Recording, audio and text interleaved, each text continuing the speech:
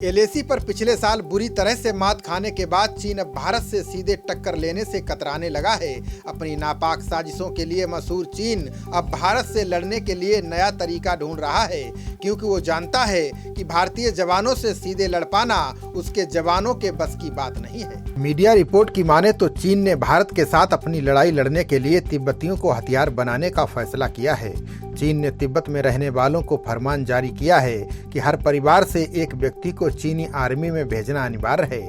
इन तिब्बतियों को ट्रेनिंग देने के बाद उन्हें भारत से सटे बॉर्डर पर तैनात किया जाएगा। सूत्रों ने दावा किया है कि सेना में भर्ती से पहले तिब्बतियों को कई टेस्ट से गुजरना होगा।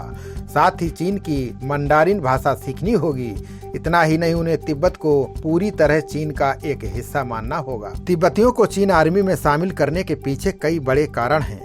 दरअसल हिमालय का बेहद सर्द और कठोर मौसम चीनी सैनिक झेल नहीं पा रहे हैं, जिसके चलते उन्हें बार बार मैदान छोड़कर भागना पड़ता है।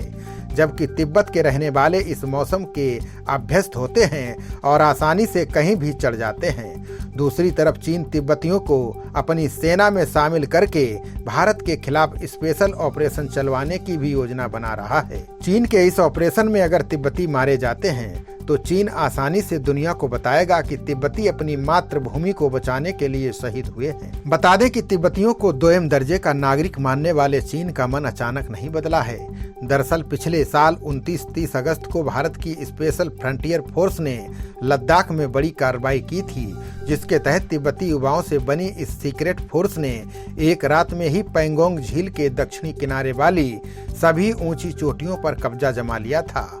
भारत की इस कार्रवाई ने चीन को हैरान कर दिया था। बाद में चीनी सेना ने इन चोटियों पर कब्जे की कोशिश की, लेकिन तिब्बती जवानों की बहादुरी के आगे उन्होंने घुटने टेक दिए।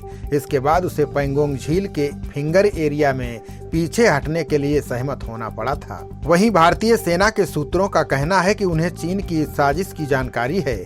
सेना ने कहा कि वे चीन की किसी भी चालाकी को सफल नहीं होने देंगे। तिब्बत के लोग ये बात अच्छी तरह से जानते हैं कि चीनी उनके देश पर कब्जा करने वाले हमलावर हैं।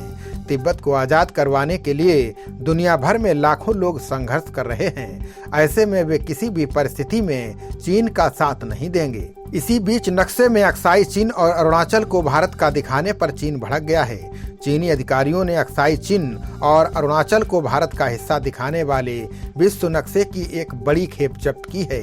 बताया जा रहा है कि इन नक्शों को चीन से बाहर निर्यात किया जाना था। बता दें कि चीन अरुणाचल को दक्षिण तिब्बत का हिस्सा होने का दावा करता रहा है, जिसे भारत हमेशा से खारिज करता आ रहा है। भारत का कहना है कि अरुणाचल प्रदेश देश का अभिन्न और अविभाज्य हिस्सा है।